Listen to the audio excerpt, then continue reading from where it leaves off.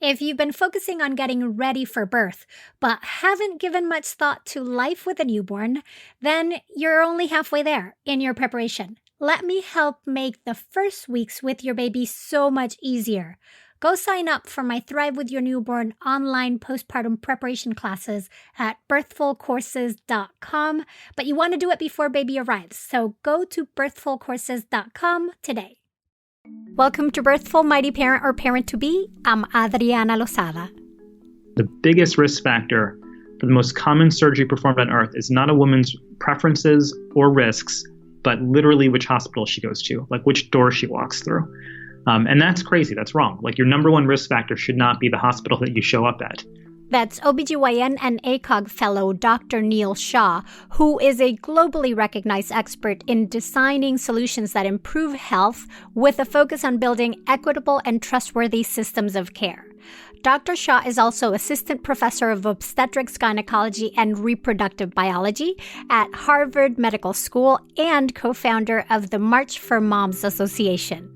Today, he and I will be talking about the reasons why cesarean rates have mind-blowingly increased 500% in one generation, how we got there, and what you can do about it.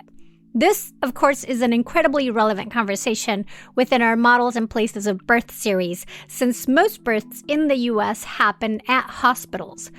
Birthing at a hospital can provide you with access to many life-saving technologies and procedures, but that access comes with other increased risks. So it is important for you to have this information, to know that all hospitals are not created equal, and to do a bit of research and preparation so that you can minimize those risks as best as you can. Remember, you are the consumer. You're listening to Birthful, here to inform your intuition. Welcome, Neel. It's so great to have you here today. Thank you so much for having me, Adriana. You've got a really powerful message, and I'm so glad that people are picking up on it. But before we get into what that is, tell us a little bit about yourself and how you got to be so intrigued about cesarean rates. Sure. So I'm an obstetrician, but I became one by accident. I thought it was the last thing that I would do in medical school. And because of that, I signed up to do it first to get it over with. And it turned out that I liked it because you kind of get to do everything. You get to deliver babies, you get to do some primary care, you get to do some surgery. There are all these deep social justice issues in women's health that, frankly, I hadn't thought much about before I got to see it with my own eyes. And I liked being around people who cared about that stuff. So I ended up becoming an obstetrician. But along the way, I also had a background working in politics and public policy and thinking about healthcare improvement in general. And so when I ended up caring for women and thinking about childbirth, I saw lots of opportunity there for improvement. So now I'm in a job where I spend my time thinking about how we develop solutions to improving care in childbirth and other domains of healthcare. Which definitely brings us to this I don't want to say pet project, but this not obsession. What's the word I'm looking for? You can call it an obsession and or a pet project. I think all of that's accurate. So inspiration, like your muse about cesarean rates. How did you end up there? Well, so I spent a lot of time before even becoming an obstetrician thinking about the fact that in healthcare, there are two ways that people can get hurt inadvertently in our healthcare systems. One is when we as clinicians fail to do enough. And the other is when we do more than we should. And people get hurt both ways, but when you're working inside of the healthcare delivery system, most of the efforts to make patients safer is focused on the too little problem. And there's not a lot of really good thinking about how we deal with the problem of too much. And for me, when I got my job as a professor, I was looking at childbirth and trying to figure out what we can do to make things better. And it became very, very clear that the prototype of the too much problem, not just in childbirth, but the entire healthcare delivery system, is cesarean rates. This is an issue where, we've seen a 500% increase in C-section rates in just the last generation or two of moms in the U.S. About half of those C-sections seem to be unnecessary, and we're hurting people. Hundreds of thousands of women end up getting large incisions they never needed every year. Tens of thousands of those women get major surgical complications that could have been avoided. And in total, it's about $5 billion of spending that we could be investing in improving care in much more productive ways. Those are big numbers. Yeah, I mean, a 500% increase over 2 generations? Did you say? So yeah, so 500%, that's right. And it's happened so quickly that, I was speaking to a room of obstetricians where there have been people in practice for a few decades. And you can ask people to raise their hand. If you've been in practice for 10 years, 20 years, 30 years, people who've been around for the last 30 to 40 years have seen that entire 500% increase just in their time. So it's been relatively recent. And we're now at a point where C-sections are the most common major surgery performed on human beings. It's the most common major surgery performed on Americans, and it's the most common major surgery performed on any group of people in any room that you walk into, even a room that has a lot of men in it.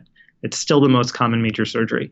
And even as a surgeon myself, it's hard for me to believe that 1 in 3 human beings needs a major surgery to be born, Indeed. And especially when you consider, absolutely, when you consider with specifically towards, we're dealing with birth, which is not an illness. It's not, it's a physiological process. You're not coming in with a situation that requires surgery in theory, right? And I think it matches perfectly with your thoughts about the too much problem and these numbers and how it skyrocketed. Like, how did we get here? What happened? Well, it's complicated, but the first thing I'll say is that birth is a natural process, and theoretically surgery should not be necessary. But nature can be cruel.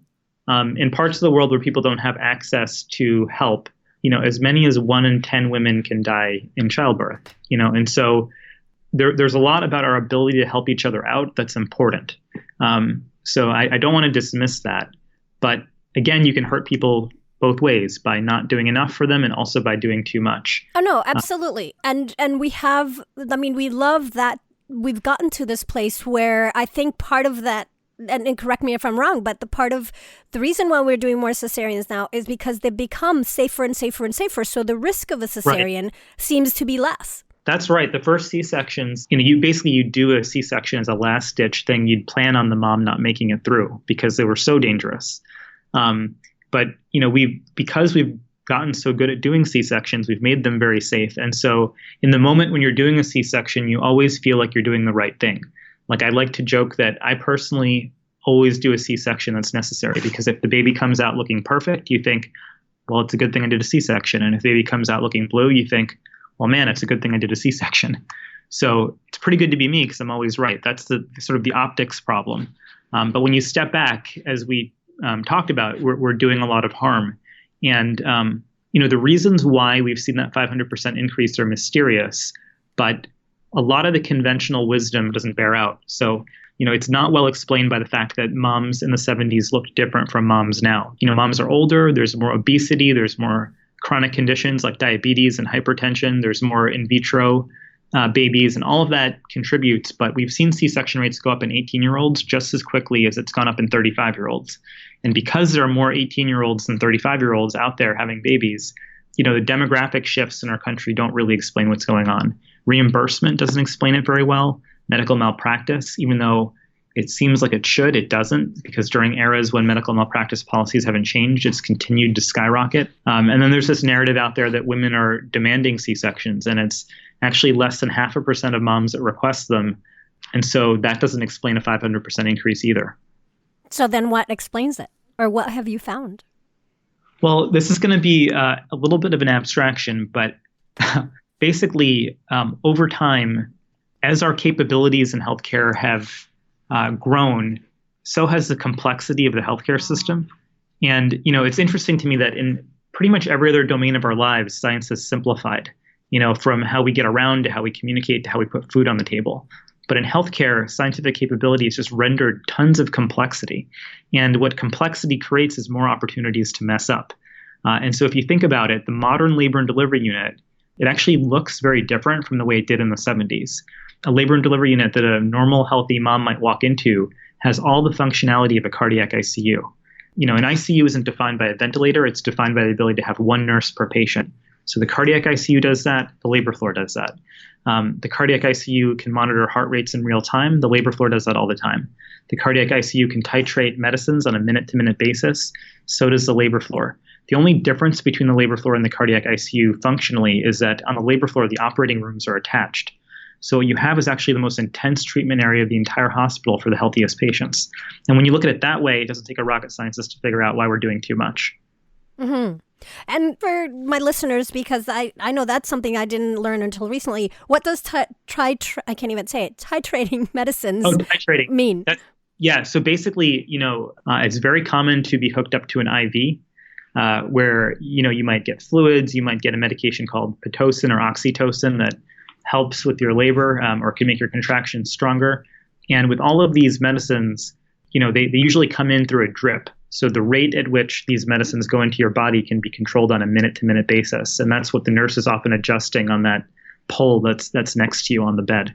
Mm-hmm. And which that in itself was a huge development in terms of shifting maternity care in general, for sure. Well, yeah. I mean, if you think about it, I would bet that nearly everybody listening, their grandparents were born at home. And it's just, again, in the last generation or two that we've institutionalized birth and death, honestly. And honestly, we mess both up in very similar ways by taking, life's only two certainties and treating them as pathologies. You've got so many good sound bites. Like that. Oh, I got to write that down. Like, I want a shirt of that. Well, it's a 45-minute podcast, so I can't use them all up. No. So going back to it, so it's very complex how, the system is set up in the labor and delivery floor. Okay, so we established that. What does that mean for moms, and how does that relate to cesarean section rates? Well, what it means is, here's the thing. So the 500% increase over time is disturbing, but the plot thickens. Because if you just look at any moment in time, like you take the year 2017, and then you freeze time and you look across the United States, which is what scientists like me like to do, and you look at C-section rates from one hospital compared to the next, it turns out that the variation in C-section rates from one hospital to the next is tenfold. The lowest C-section rate at a hospital is 7%, and the highest is 70%. And then you're like, okay, well, that's kind of wild. That's a lot of variation. But some hospitals may take care of sicker patients than others. So you account for that. And it turns out you see 15-fold variation. You see more variation, not less. And what that means is, in 2017, the biggest risk factor for the most common surgery performed on Earth is not a woman's preferences or risks, but literally which hospital she goes to, like which door she walks through. And that's crazy. That's wrong. Your number one risk factor should not be the hospital that you show up at. And a lot of it in that we found was probably the clue to figuring out, what's going on with C-section rates, why we overdo it, and more importantly, what we can do about it. Huge. So answer for me those questions. What did you find out, and what can moms do about it? Well, those are a couple questions, but the first thing is that given the complexity of these environments, what seems to explain the differences from place to place, at least partly, are people's ability to manage that complexity. Okay, so just bear with me for a second. Let's use a restaurant analogy. Most people don't pick their restaurants based on who their waiter is going to be. But in healthcare, most people pick which hospital they're going to deliver at based on who their obstetrician is going to be. Now, I'm not saying that waiters and obstetricians are the same, but people generally realize that you can have the best waiter, the best chef, the best ingredients, the best menu, and still get a terrible meal at the end. That's the sort of idea of systemness, that the whole thing has to kind of work together. And on labor floors, it's a very similar thing. You can have the best doctor, but there are a lot of moving parts, and they all have to sort of be in sync. That's what I mean by your ability to manage complexity. And in every industry, management and performance are linked, of course. That's why business schools exist. But on labor and delivery units, this hadn't been something that had been well understood or well studied. And as it turns out, the people that are running labor and delivery units have some of the hardest jobs in healthcare.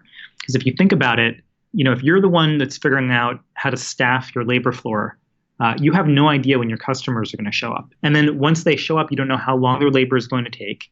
And then you don't know which one of them might become sick enough to need you to deploy resources like a blood bank or an operating room.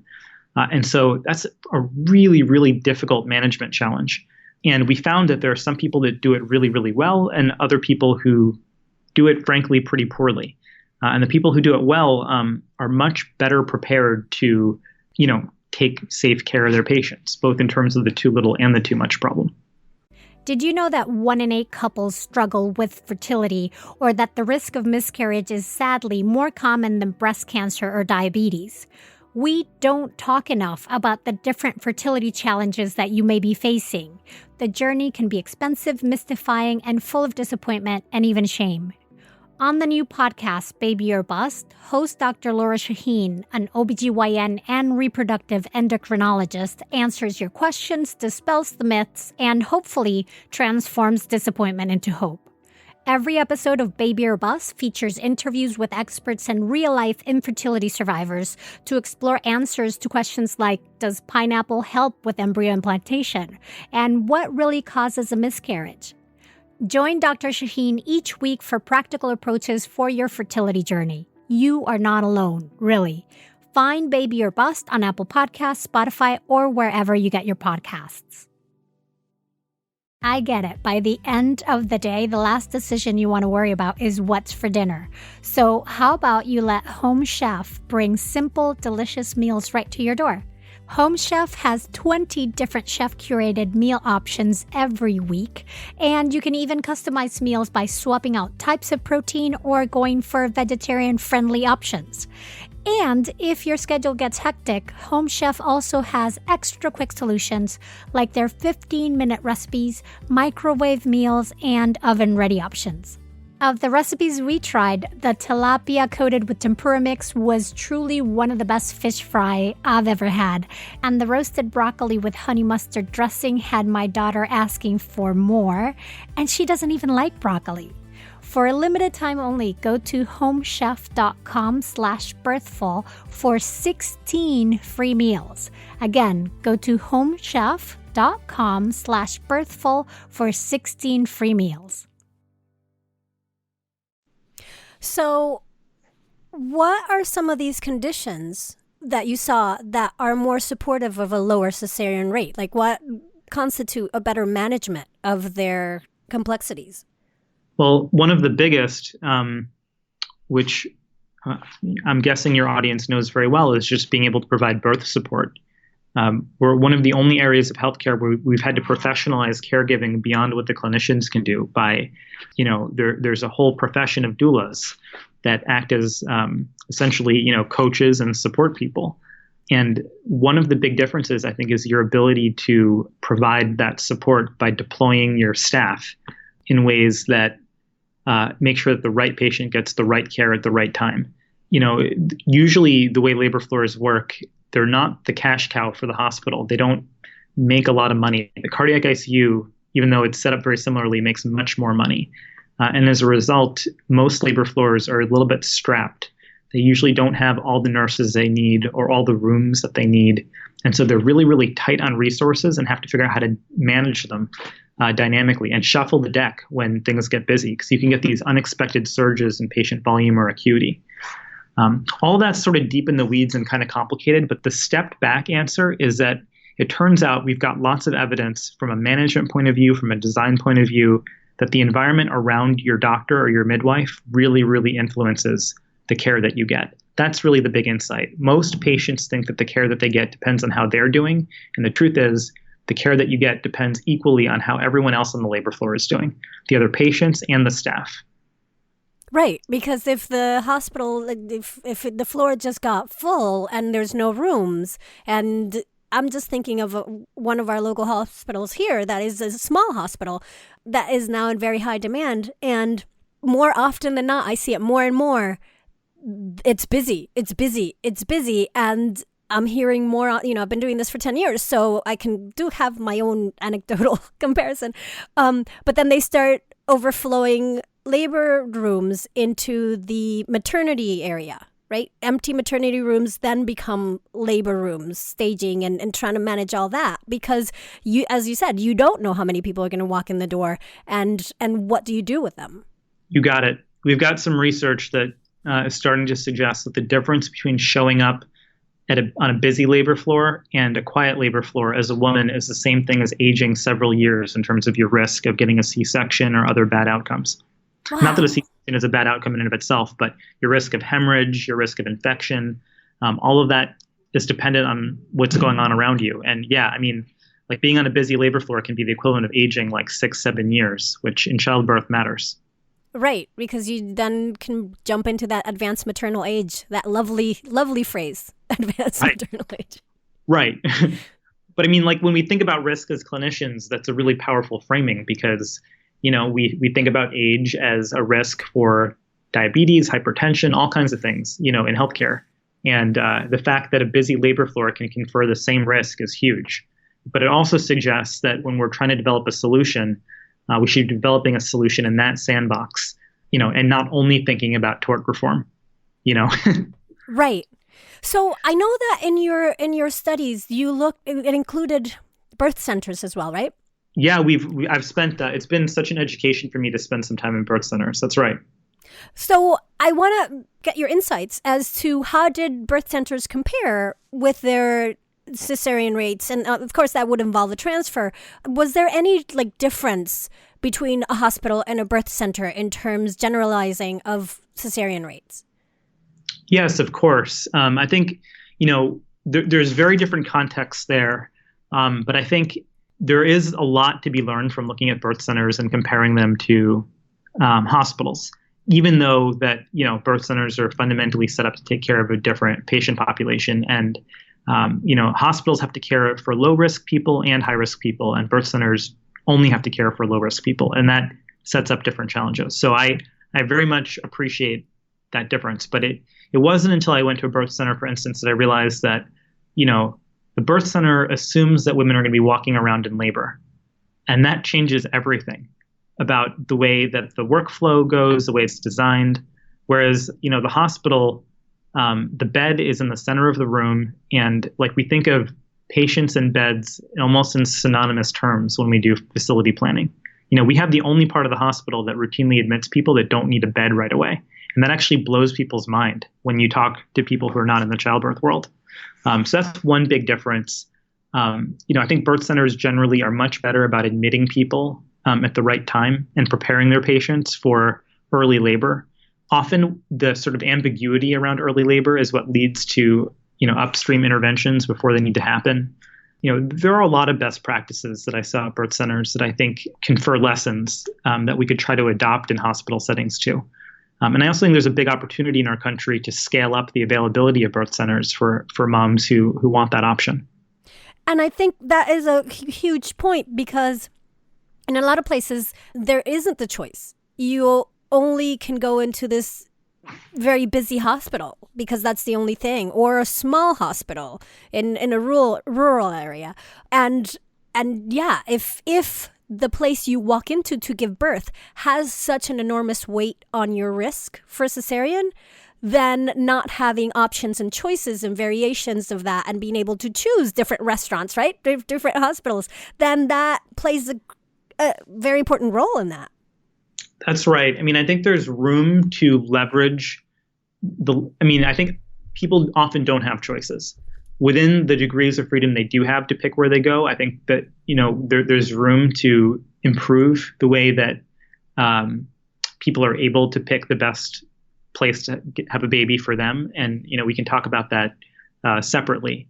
But it isn't a big issue that basically there's only one model here, which is the ICU, whether you're low risk or high risk. Whereas, in the UK, there are 4 different kinds of birth settings. You can have a baby at home, and it's actually deemed to be safer for a certain defined population of people.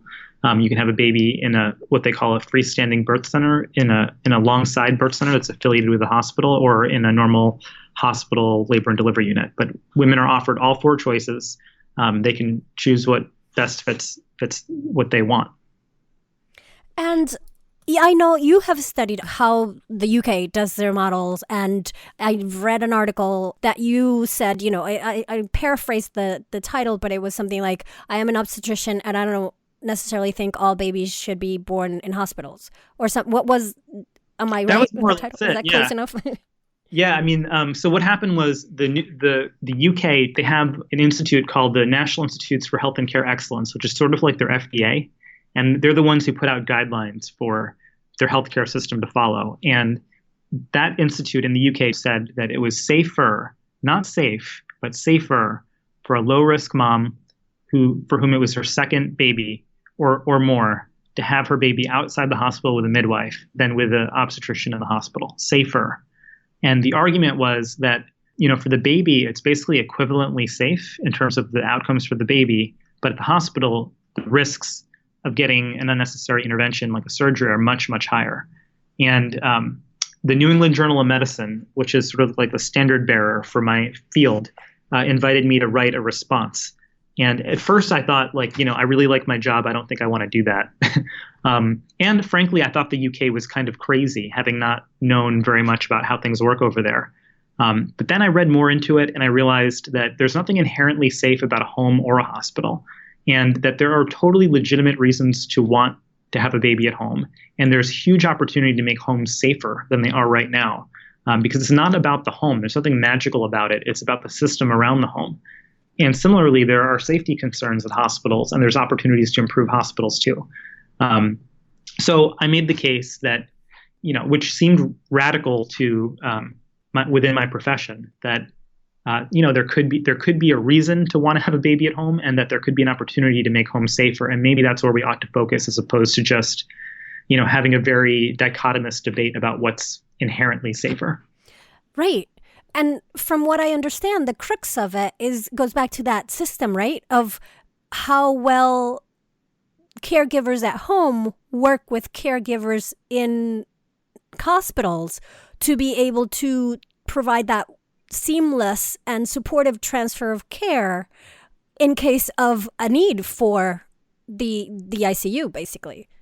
Right. I mean, it's all about expectations. But, for first-time moms who try to have babies at home, the data in the UK and in Canada and the Netherlands and, other countries who've tried to build these systems up, where you have that kind of integration, what they show is about half of moms, if it's their first time, who start off at home, end up needing the hospital in the end.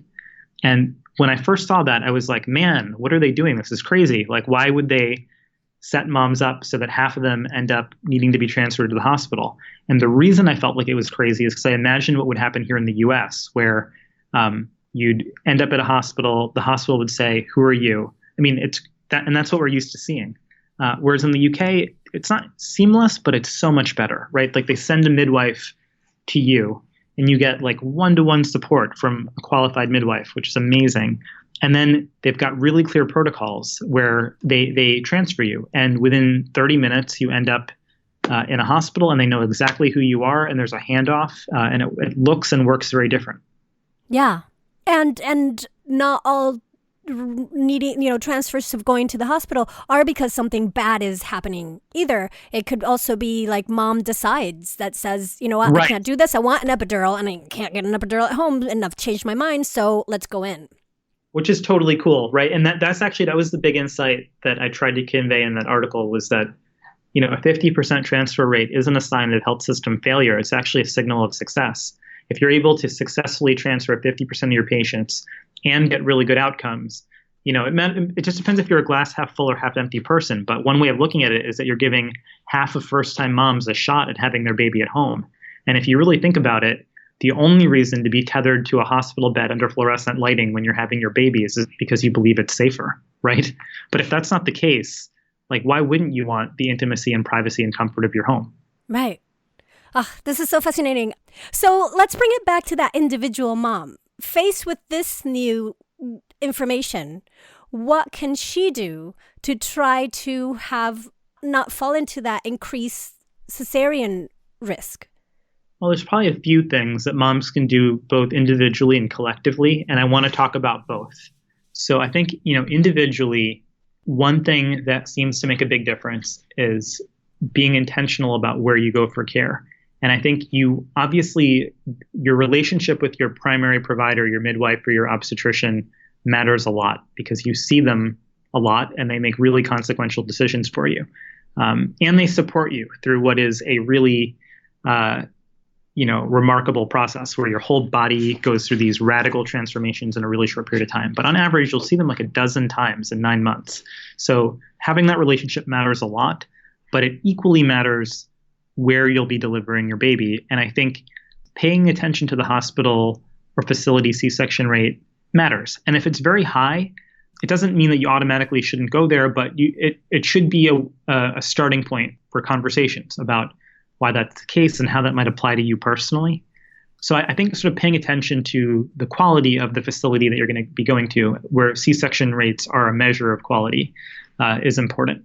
I think the other thing is going in mentally prepared for what labor is. I mean, I think, if you have goals, you have the goal of having a natural delivery, I think it's important to think about it and prepare for it the way you would for any other athletic event, which is what this is. I mean, it's not dissimilar from a marathon. And so you may want to think, like, what does my support look like? Do I want to coach there? Would I run a marathon without practicing? And sort of going in prepared for that is important. I also think that there are a lot of things that are legitimately preference sensitive about the way that you want your birth to go. And it's very reasonable and a good idea to assert those preferences, but also realize that things can change, and they could be the circumstances around your birth, or it could just be that you changed your mind and want an epidural, and that's totally fine. But going in with at least a straw man in your mind of what among the things you have the freedom to choose how you'd like it to go, who you want in the room to support you, all the way through to do you want the baby on your chest right away? All of these things are important. Collectively, I think there's a huge opportunity for moms to assert their voice in order to get what I think that they deserve. I mean, I think moms are used to putting themselves last in order to put their families first. And it's high time that they get the support and investment that they deserve. When you step back and look at our country, we have the highest rates of maternal death and injury in the entire developed world. We have the highest prematurity rates. We have the widest disparities. We have the worst access to care. And then just to throw salt into the wound, after all of that, we have the worst paid family leave policies in the entire developed world. And my colleagues and I think the United States can do a lot better than that. Maybe the thing is that I think that there's something about being a mom that makes you inherently resilient. And so, like, when things are less, like, moms don't generally complain, right? They just move on. Moms are busy. I've spent a lot of time thinking about why it is that moms are not as well organized. I mean, politically organized for themselves. Actually, moms are very politically organized for others, right? There's Moms Against Gun Violence. There's Moms Rising. There's all these powerful groups of moms. There's Mothers Against Drunk Driving. But when it comes to themselves and their own health, moms are used to putting themselves last. And I think it might be, I guess it's worth just saying that whether moms are complaining or not, there's an opportunity for us to recognize that moms deserve better, and then to deliver on that. Indeed. And we really focused on birth today, but if we look at a broader scope and into what we're seeing in terms of postpartum mood disorders, and moms are having a hard time becoming moms, and then going from that place that's maybe not so happy into being a mom. They're resilient, but oh my goodness, they do put, we do, I'll include myself in it, put ourselves sort of last. And I had a really interesting guest recently, Dr. Carrie Contey, and she was talking about how the best way you can take care of baby is to take care of yourself first, and to have that split 51% for you, 49% for baby. Because if you start depleting yourself and you can't last that for the long haul, those weeks, also especially within the maternity leave spectrum that we have here in the U.S., you're going to burn out. That's really well said. And maybe what I would add to that is that I think that there's a window of opportunity right now to help better support our moms, not just around the moment of childbirth, but in everything that comes afterwards, from the mood challenges, which are a real thing and affect the plurality of moms because of the physiological event and the enormous upheaval in your life, to working moms that have to balance all that with going to work and earning their livelihood. And one of the consequences of the uncertain times that we live in right now is that it's stoked a fire of activism in this country that we haven't seen in decades, where people are standing up for all of the things that they believe in. The March for Moms, I'm not sure if it would have been possible a few years ago. We really just created a canvas and a wireframe, and then it filled itself in. And I think it's because There's a moment right now where there's real momentum behind improving maternal health and making things better for moms. Oh, and I am so excited. I want to, yes, please, yes. Neel, thank you so much for this wonderful talk. Thank you so much for having me. That was Dr. Neel Shah, who is also the co-founder of the March for Moms Association, which is a coalition of more than 20 leading organizations that focuses on increasing public and private investment in the well-being of mothers. Go to marchformoms.org to find out about their annual family-friendly day of powerful storytelling, advocacy, community, and entertainment in Washington, D.C., or to learn more about how you can become an effective advocate. You can find Neel on Twitter at Neel_Shah, and that's spelled NEEL_SHAH. And you can connect with us at Birthful Podcast on Instagram. In fact, if you are not driving, it would be always lovely if you would take a screenshot of this episode right now and post it to Instagram, sharing your biggest takeaway from this episode. Do make sure you tag at Birthful Podcast so we can see it and amplify it. You can find the in-depth show notes and transcript of this episode at birthful.com, where you can also learn more about my birth and postpartum preparation classes and download your free postpartum preparation plan. Birthful is created and produced by me, Adriana Lozada, with production assistance from Asia Plati. This episode was produced in part by LWC Studios and Paulina Velasco. Thank you for listening to and sharing Birthful. Be sure to follow us on Good Pods, Apple Podcasts, Spotify, Amazon Music, and everywhere you listen. And come back for more ways to inform your intuition.